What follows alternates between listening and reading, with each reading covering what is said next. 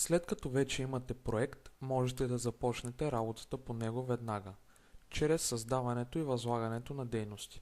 Аналогично на екрана с проекти, от този екран можете лесно да разгледате детайлите на всяка дейност, без изобщо да затваряте списъка с дейности. Разглеждате и редактирате информацията за дейността, участниците, описанието, съобщенията и поддейностите по нея.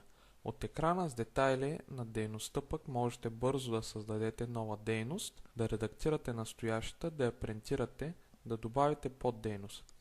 Разменяте съобщения с колегите си по всяка дейност, като тяхната история се пази. Край на имейл хауса и загубата на служебна информация във вътрешнофирмената комуникация. Team Aspects успешно играе ролята на вашата фирмена памет. В същото време винаги можете да експортирате архив на определена информация и да я ползвате извън програмата.